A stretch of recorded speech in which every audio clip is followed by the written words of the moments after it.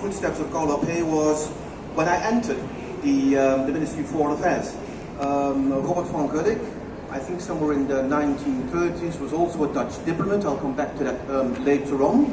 But like Robert van Gulik, I also entered the Ministry of Foreign Affairs. So that was the third moment where there was this connection between me and the gentleman. 第三次交集呢，当然是后来谭志展先生就是开始进入了外交官的生涯。刚才主持人提到了高罗贝先生过去曾经是荷兰的外交官，所以这也是他们两个人在人生当中第三次巧妙的偶遇跟交集。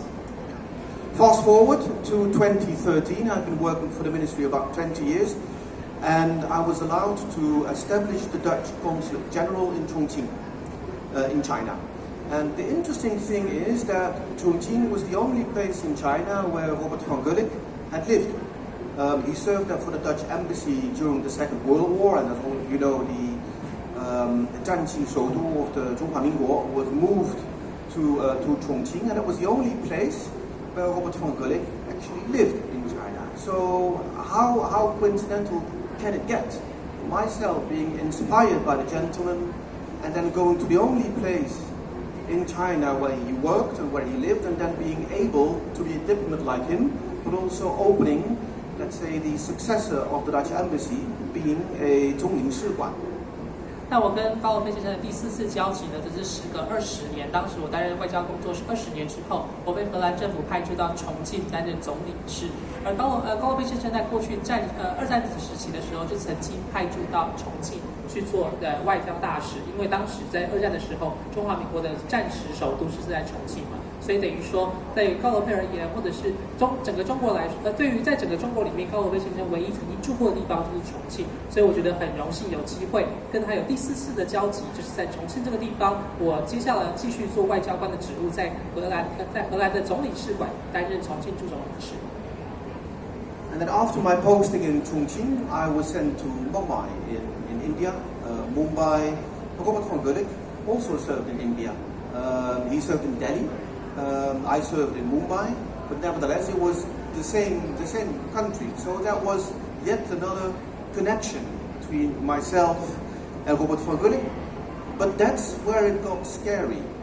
That's where it really got kind of supernatural, and I will tell you a little bit more about that later.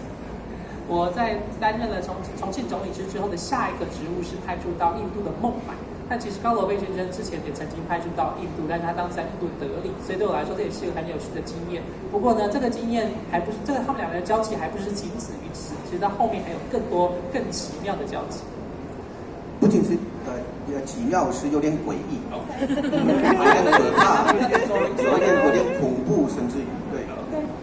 So my wife and myself, we were posted in Mumbai, and what we like to do is just walk around in the city. And at some point, we decided to walk to the one and only Chinese temple in Mumbai. I think it was a Buddhist temple. So we went there, we spoke to the caretaker of the temple, he was Chinese by ethnicity, but he didn't speak Chinese, he didn't understand Chinese written language. So I just started to chat with the gentleman, and as you know, if you go to a Taoist temple, you can always, and I think it's called Chou Qian, and usually I don't do that, because I find it a bit disrespectful towards the religion, just to do that Chou Qian as if it were a game. So but usually I don't do that. This time, however, I was persuaded by the caretaker, and I did do the Chou Qian thing. 那当时呢，我在跟我的太太到了那个孟买当地的一间中式的庙宇。当时呢，其实我们要主持的时候，他虽然会讲中文，但是并不熟悉中国的书写。不过总而言之呢，当时我在这个庙宇就是进行了抽签。那一般而言，我觉得，因为我毕竟跟这个宗教并没有太密切，或者是没有太信奉这个宗教的情况之下，如果单纯只去抽签的话，好像只去赌博跟玩游戏，好像不太礼貌。但不管，所以我平常不太抽签，但是当时那个时刻，那个住持就说服我说，要不然来抽支签吧。So you know how it works. There was this cylinder with the qian, and I did this move, and at some point the qian falls out. And I looked at the qian, and then the gentleman, the caretaker of the temple, said to me, just take any. And I think in Chinese it's called a qian shi. Just take any random one. It doesn't really matter. There were about, I think, 100 of those qian shi. And I said, no. I want to have the 签诗 that corresponds with the number that is on the 签 itself. 当时抽签，台湾大家都知道抽签嘛，抽签就是摇那个签筒之后呢，然后那个就有一支签掉出来。一般的时候，他们其实，在印度因为不太熟悉抽签这个习俗，他就觉得反正签诗都长一样的，随便拿一个就好。他说不行，我要照这个号码，我要拿一个跟这支签一样号码的这个签诗。So again, I started being connected to Robert Frank probably in 1982, 1983. What happens next was in 2013. I explained to you the connection between me, Robert Frank and 狄仁杰. I was in this temple. 我抽签，我选到了这一张。有没有看到 ？There, 狄仁杰白云观清。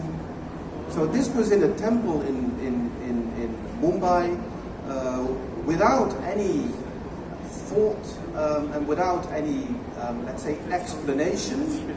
It seemed as if the gentleman himself, from upon the white cloud, was looking after his family member, his beloved. So that was really, really creepy. And 我真的当时有点长鸡皮疙瘩，我觉得非常的可怕。所以当时感谢代表他们当时抽的签呢，后来拿出来说，刚好就是狄仁杰跟狄仁杰典故有关的这个签诗，所以他觉得这种巧合回忆或者是巧合机缘到有一种可怕的感觉。所以总而言之，我的生涯，我的生活当中，跟狄仁杰、跟高罗培非常的有缘分。好像中文有一句话说是因缘际会，那我确实跟高罗培、狄仁杰因缘际会。谢谢大家，谢谢。It was a great serendipity that us coincidence today. Thank you. So now we have the microphones to Thomas.